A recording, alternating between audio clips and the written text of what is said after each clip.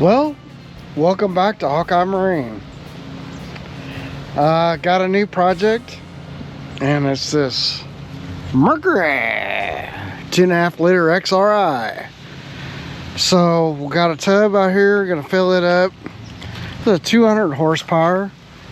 It's like way more motor than I think we need for this boat. I don't know this boat. I think it's been over, but Ensign Pro 180. Yeah, it's been on over here before. So anyway, it's a Mercury. It's a classic, you know, side mount. But he wants to make sure that his alarm's working, and I don't think he has any oil in the tank. He does have some oil that's up in this tank. Says it runs. We diagnosed his motor a while back. He had another one, just basically the same one, and they're really good engines. But it had a cylinder that was down. So he just went and found this replacement. He says the story is he bought it from a guy who's got a pontoon boat. It's too big for his pontoon boat, so then he got another motor and he's letting this one go. I don't know, I hope he won. It's, you know, it's kind of a thing, but so we're gonna take a look at it, you know, first of all, see if it runs, and then I guess go from there. We're gonna make sure that oiler's working, make sure his alarm's working first, because that was the two big things that he wanted, was to make sure he has a working alarm and the oil system is working. So we may have to bleed it.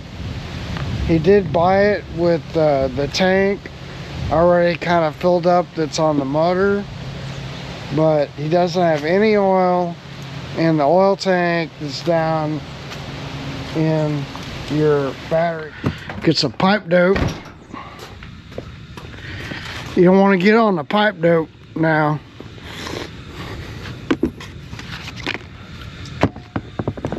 I'm just saying, stay away from that pipe dope. You only want to put it on this.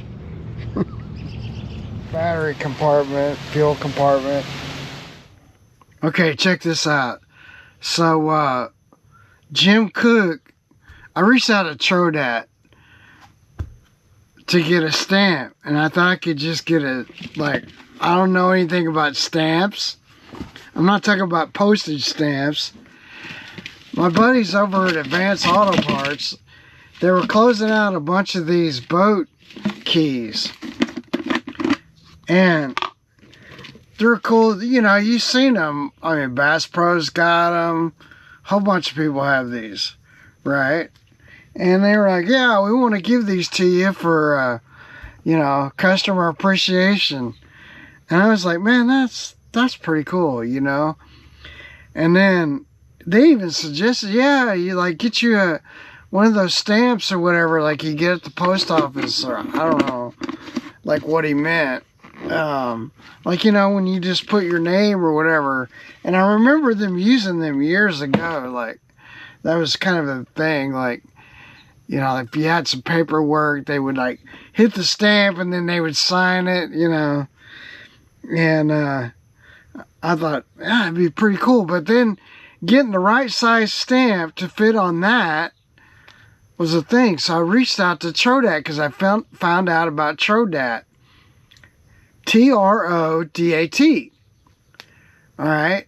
And they make these stamps and make all kind of stamps. You can go to Hobby Lobby, you can get lost in stamps. The thing is, you know, they don't have small ones to fit the diameter of this guy. So it's like, what do? You know, I mean, I could get one and another one. I tried the little one, you know, I mean, I didn't try, but I knew by the measurements of this thing. So they sent me over to a gentleman named Jim, and he's like, he took and sent me this, and I guess this one is made by X Stamper. And I guess the top part of this portion of this is filled with ink, and the people that know about this, they're gonna laugh at me, but then it's got this little, you know, stamp, and then on here is the stamp, right? And I just had him put, you know, my name, I won't get too close, Hawkeye Marine, and then the number. So obviously it has to be backwards, I guess, so when you stamp this thing. So we're gonna try it out for the first time. It's already filled with ink, so apparently all you have to do is take and put your stamper here and stamp it. Maybe you don't even have to do it that much, you know. Maybe I did it like too crazy. Probably gotta let that dry and then do another one. So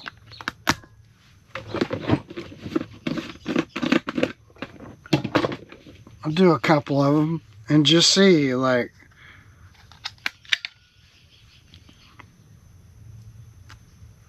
yeah, that's better. Maybe get it more in the middle of it, Jeffrey. That's amazing. If you can see it, it's probably backwards for you guys. There you go, like that.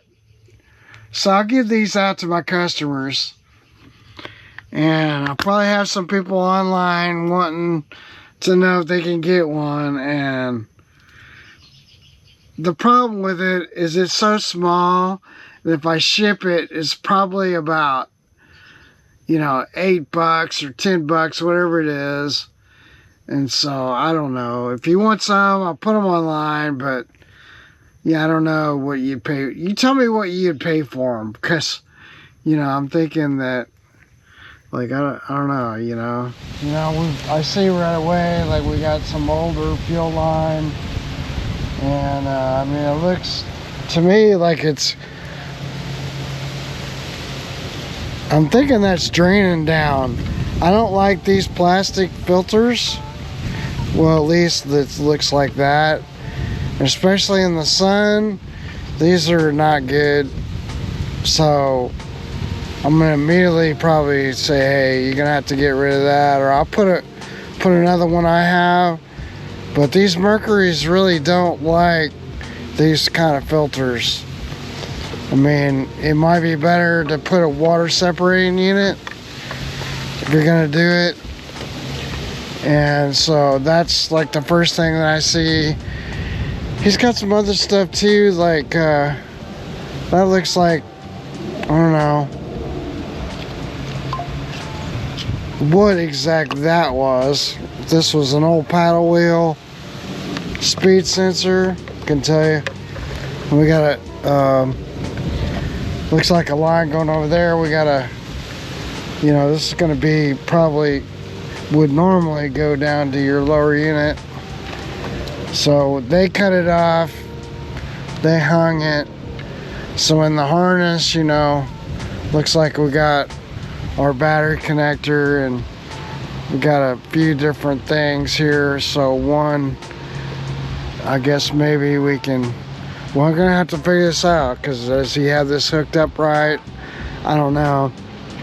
Let me get some water in the tub and kind of explore on this a little bit and see what I can figure out. So I guess one thing, when we're just sitting here talking, I can, you know, turn this to the on position. Okay, I hear the alarm. That's good. So, but are we getting signal back to the alarm? I guess that's the next thing I want to find out. Could be simple, could be easy, could be really hard. Probably not. Anyway, alright, well, this job got a little harder. So we got a tank. You know, it's down in here in the belly of it. So I took the lid off, and there's no oil. None. So we're gonna have to get some oil in that tank. And then we got two lines coming up. I got this one and this one. Now this goes up. Can't tell if it goes into Yeah, it's got this little, they all do this so that it seems like a check valve. It's like it sucks air. I can't figure. Anyway, that should be, I think, our input. And it's gonna go up here and go into the oil reservoir. And then the other one is down here, and it's on the bottom of the engine. And so we want to, like, they're returning the oil, I guess the unused oil. I'm not sure how, you know, if it's just pressure. I think that's correct. So this just it's vacuum pressure from the engine, and it's just pumping, and it should be pumping the oil up into the reservoir tank. We turn the ignition key on and make sure our cap is working. Need to do that. But I think the first thing to do is get some oil in the tank. And okay, it's raining. Well, it's not raining right now. Kind of let up. You know, anyway, this guy, the oil tank over there has no oil in it. He freshly hung this motor on here, and the oil tank up here on the engine is full, but we don't have any oil, and you know, we don't even know if it's pulling up to the engine. So we got to figure some things out, like, okay, put some oil in the tank, see if I can get some oil up to the tank, and then maybe drop the tank a little bit, see that it's oiling. Once I fire it up, I'll know that the tank is working, the reserve tank. I'll know that's working, and then I don't know, you know, like, it's kind of misty rain, so, you know, I don't know how far I'll get. Since it's like this, you know, it's just what it is. We're gonna replace the fuel line, because it's the old gray fuel hose.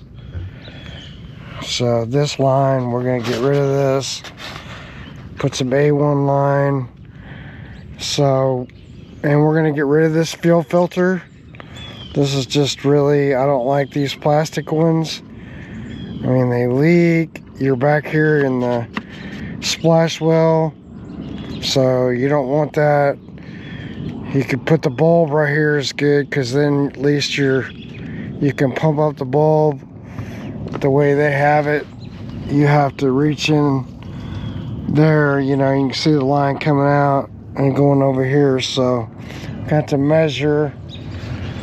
I think I might only I gotta figure out how many feet of line that I have on his estimate.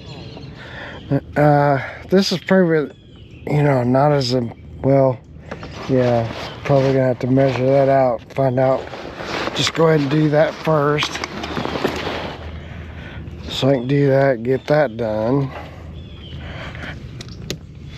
And then, you know, they got that piece of wood that doesn't really hold, so needs the springs replaced. You just got this piece of stick in here, but the way I have this, I won't be able to reach down and get the hood propped up. So I don't know, let me fill up the oil tank, and we can revisit this. Alright, let's see if I can I put some oil in it, in the tank. It's the tank that's in the back. I'm gonna take the top off so I can look at what's happening here. But somehow I got it. Well, I'll show you what I'm dealing with here in a second. I got too much stuff going on. I got stuff over here, over here, over here. But I gotta start concentrating. Just get her done, I guess. When I put the other way, it's like, you can't talk to me right now. I gotta do this. And I'm gonna go get a tarp to put over this. And here's what I'm talking about. You got this here filter, which Mercury's don't like, but you don't need it because you got a filter right here, you know. So this is completely unnecessary. So we're gonna run in some line and run it up and get that straightened first. But you can see, like for the oiler, we got a line that comes up here and it goes through like this check valve thing, and it goes up to your oil tank. So it's full. What we got to do is lower this a little bit so that we can make sure that it's pumping up from the tank. I'm gonna have to look at the book, but I'm pretty sure what happens is it gets pumping action from the engine, kind of like the fuel pump, the mechanical ones. Mechanical. It's not really mechanical, I guess it is. It's you know, you get the pulses from the engine. Where is it at? Like right here. So you get pulses from the engine, and that's pumping the fuel up. And I think this is a similar situation, but it's all it is it's just a check valve. So it's pumping and it's pushing the oil back up the line. I sure hope I'm right about that, but I'm almost positive that's the way it goes. Now it looks like, you know, he's got the right harness and everything is all set up correctly. So I think we got to fill up the tub, you know, but we need to do is fuel line first. I got that guy's way over there. You know, maybe super clean it, but then, you know, I don't want to make a big wet mess. I'm gonna have to get under there and see if I can see exactly. I'm hoping he's just got a regular clamp. Could be, you know, a different type clamp, but I'm gonna run him some different fuel line. I'll take it off and do a bunch of oh yeah, it's one of those lines. That's really, so what I'm gonna have to do is I'm gonna loosen this and turn this so that I can get to this where I can get this off. I probably don't even have enough room to get a Dremel in there, so, you know, but if I could turn this, then I can get it pointing this way, which it kind of would be good to have it that way anyway. And we can get rid of this line and all this, because this is junk. It just is, it's junk, you know. So I'll do that for him. And maybe we'll just go ahead and hose it down with some super clean and just, you know, run the hose on it, because it's pretty oily, pretty bad. I mean, you can even see what, like, that hose is trying to kink, even though it's a kink-free hose. Man, I just look around for everything, you know what I'm saying? So, but it needs to be cleaned. But then, you know, maybe I'll fix it first and then clean it, I think. Gotta get that off of there. So let me get this fixed, and we'll get on. I'm gonna get a tarp or something in case it does rain. I'm gonna throw it over there. Like right now, I tried to just, it's got like that light mist, so I don't want ECM and all that getting wet. Okay, this is working. What I'm gonna do is I'm gonna clamp it off and cut it, because, you know, we don't want gas running everywhere. All right, I got this out. See, it's, you know, it's one of these type of connectors, which I could put one on. I could put one on there, but we'll get this off so I can put a new hose on it. And I'm gonna put some pipe thread, or I have that compound too. I think that's better. You smear the compound on there and then you just screw it in. It wasn't screwed in all the way anyway, so.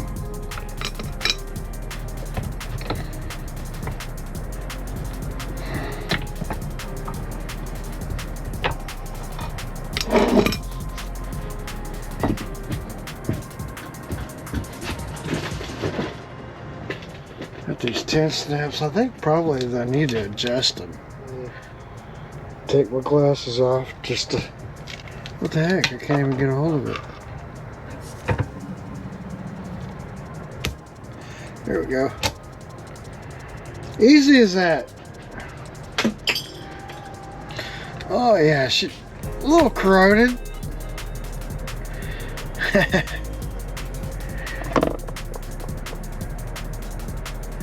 Yeah. Have to get some brake clean, see if we can get that all off. A little sandpaper. As Chucky would call it, sandpaperage. Little sandpaperage. This'll work. I don't want it real gritty. Just cleaned off. Got some brake clean. This one's almost done. Let me do this one. You know, I just don't want any kind of fuel contamination. Fuel contamination is the worst thing there is for engines. It don't matter, you know, it really doesn't matter if it's a 2-stroke, a 4-stroke, a diesel engine, and especially like a diesel. I got this at Ace Hardware. Pipe thread compound, and it says it's good on water, steam, natural gas, airlines, but then it also says on the back, it says somewhere that it was gas and oil resistant, and it separates a little bit. So what I do is I just squeeze it, and I've had this will last you a long time, but I squeeze it, you know, kind of get it mixed up back again, because some of the water, it'll separate. See, that's what I mean. Like, there's way more than you need. So wipe it off. I'll throw this back in, and now we'll keep carrying forward. Alright, I don't think I have any fuel contamination, but the ends, you know, they didn't look great. So this another one works kind of like that. So you just gotta, there we go, just twist it off like that. It's a pair of 10 snaps. These were my dad's. I don't know what he used them for.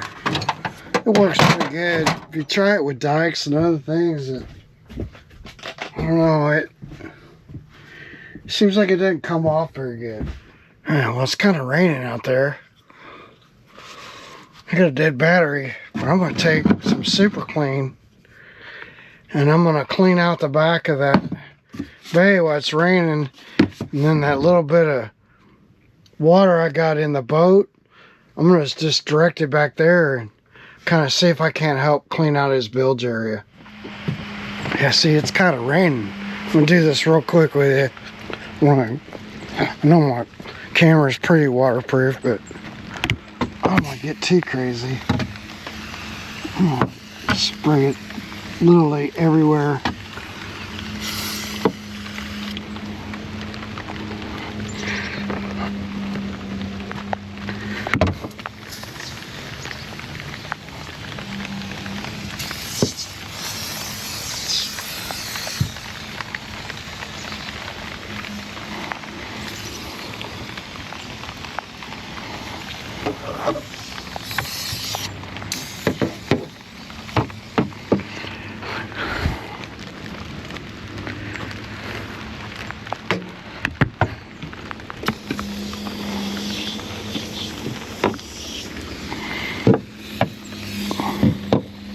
It'll look better than whenever came over here, that's all I know.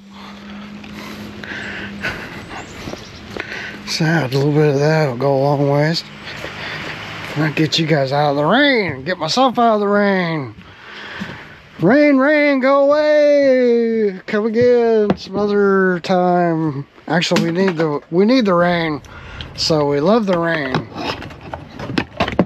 This one's way easier than I thought, or So this is one that's got an ECU on it because it's fuel injected. So it's a little later model of the Black Max.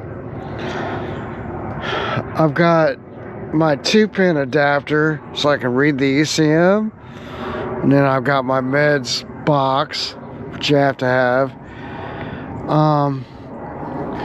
We got some pumps on here, and so the pumps are like, as soon as the key is turned on, which I'll be able to read this, so I get signed in here,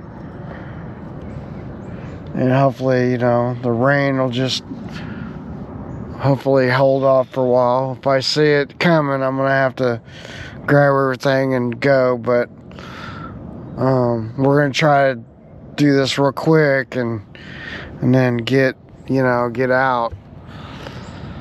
But I believe that all we have to do here is over there, you got a fuel filter over here, which you need to change and mark it. And then you know, over here in this little VST, you got a pump right here. This is our pressure. So fuel out that's going into the rails inside there. Turn the key on a couple times, and you can kind of hear air. So right now it's just sitting there.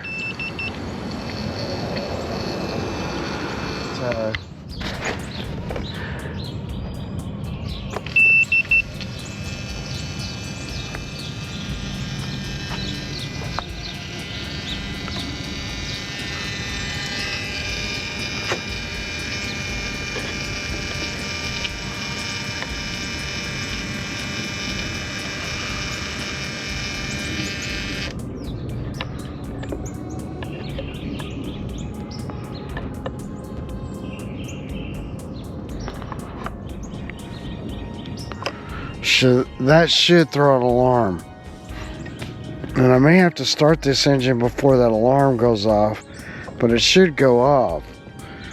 We should have an alarm. Alright, well, this thing's firing, and the way you bleed the oil on this one's real easy.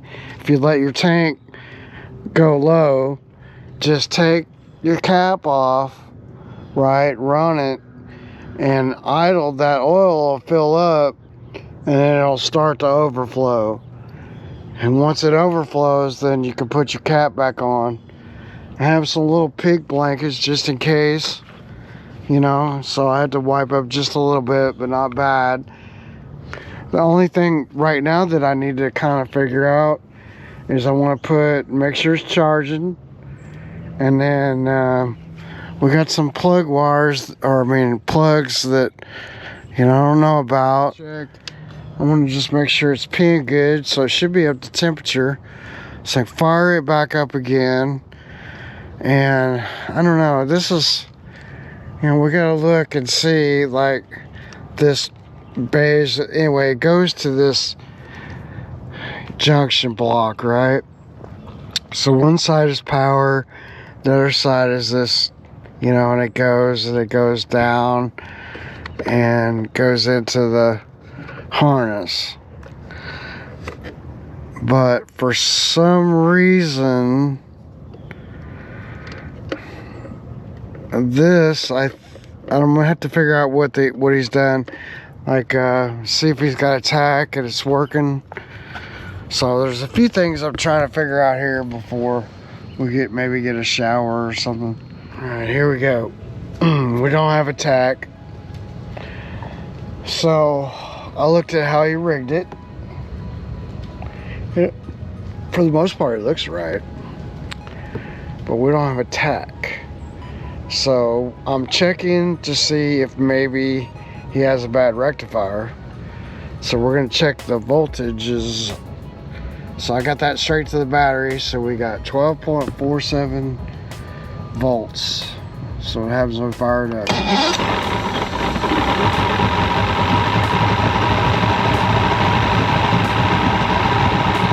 Yeah, it's climbing. So we got a good rectifier. So we probably maybe have a problem with the line somewhere, but we still don't have like an alarm. So this right here is the gray wire, and you know, we could check the continuity of this going back to where it is on the motor. So that's probably one thing.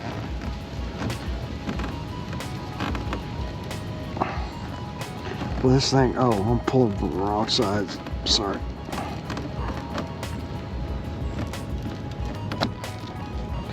Alright, so I'll put a probe down there, and then I'll check the continuity of this wire, I guess, first. We can also see if we have 12 volts on the purple, and then this should be, you know, our line for the warning horn, and then we have our brown and white stripe. I gotta look at a diagram to see, so I may have to get out a wired diagram. We'll hope not. But that's one of the things he wanted to get fixed, was a working alarm. It makes sense. So, you know, I don't blame him. But, yeah, 12.74. Alright, let me get some wire and see if I can. I'm going to put my computer up too, because if it does start to rain, I want to be able to get everything covered up fast. And they are calling for an afternoon shower, so yeah, it looks fine right now, but I get to doing this, and then I'm gonna go to scrambling.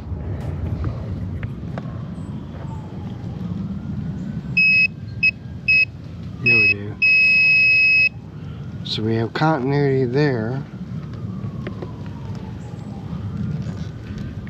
and then we'd have to check under the dash.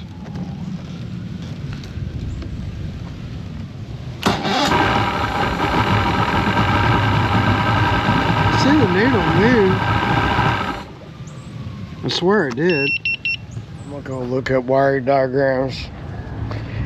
I mean, the horn beeps, but then why does it send the signal to sound the alarm whenever, like, the cap on the reservoir is taken off? Unless it's just not working. But I had no, you know, I mean, there was no error code, so I don't know the answer to that. Alright, I was editing this video, and what we determined is there was a low oil sensor module, and he came and got it, picked it up, so I shipped it, and he's got an older engine, or another engine, the same year, everything. So he went ahead and took it. Hopefully I hear back from him, I don't know. But he's gonna take the other module off the old engine, the donor engine, and put it on this one. Thanks for watching all the way through. You're part of our awesome community. Love this video? Hit subscribe for more adventures. The best way to support us is at HawkeyeMarine.net. Shop outboard powerheads, lower units, and top quality boat parts. It fuels our content and keeps you on the water. Visit today. We'll see you next time.